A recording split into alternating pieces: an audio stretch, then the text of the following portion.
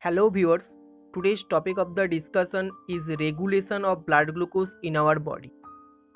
These are the points: source, utilization, maintenance of glucose in normal condition and fasting condition. Coming to the first point, source. The major source of glucose in our body is diet.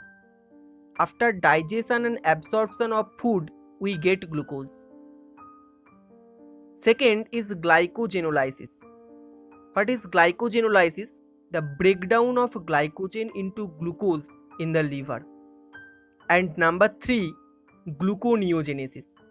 Synthesis of glucose from non-carbohydrate substance like lactate, glycerol, glucogenic amino acid.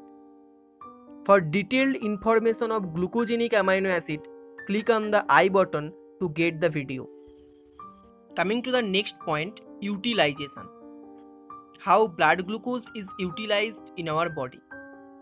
Number 1, glycolysis, TCA cycle, tricarboxylic acid cycle, and HMP shunt. These are the pathway for the formation of energy. Number 2, glycogenesis. Glucose is converted into glycogen in the liver, and this is stored in the liver. And number 3, lipogenesis, lipid synthesis from the glucose.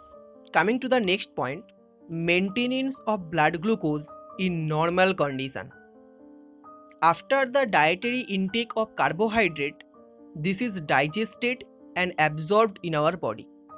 After the digestion and absorption, glucose reached in the pancreas with the help of the transporter GLUT2 or glucose transporter 2. We know that there are 4 types of cell in the pancreas: 65% beta cell, 15% alpha cell, 5% delta cell, and 15% pancreatic polypeptide cell. After reaching the glucose in the pancreas, it stimulates the release of insulin from the beta cell, and at the same moment it inhibits the release of glucagon from the alpha cell. So insulin is released from the beta cells of islets of Langerhans of pancreas, and it reaches in the extrahepatic tissues and liver.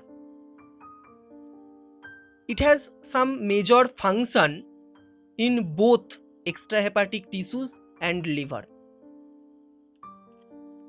Insulin increases the uptake of glucose by the cells via the insulin dependent transporter GLUT4. So glucose entered into the cells to start the process of glycolysis for the formation of energy.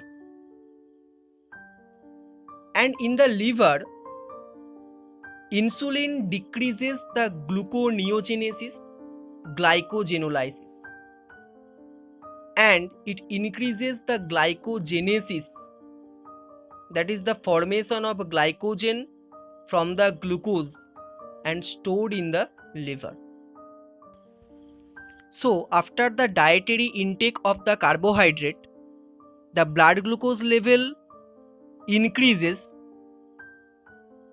at the initial level, but coming to the normal level within 1 to 2 hours by the help of the hormone insulin. In this way, blood glucose level maintained in our body in normal condition. Coming to the next point, maintenance of blood glucose in fasting state. There is no dietary intake of carbohydrate for at least 8 to 12 hours. So there is decrease in the blood glucose level.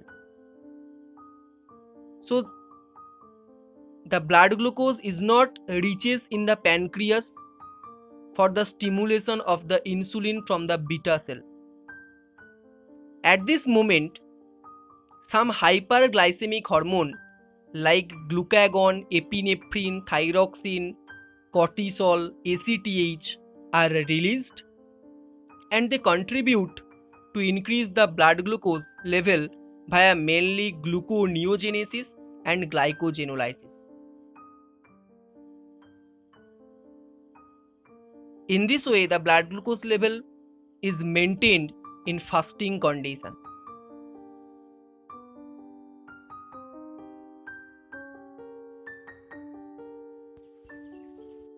If you are studying MLT and visit the channel first time, please subscribe the channel to get more important video and press the bell icon to get the notification.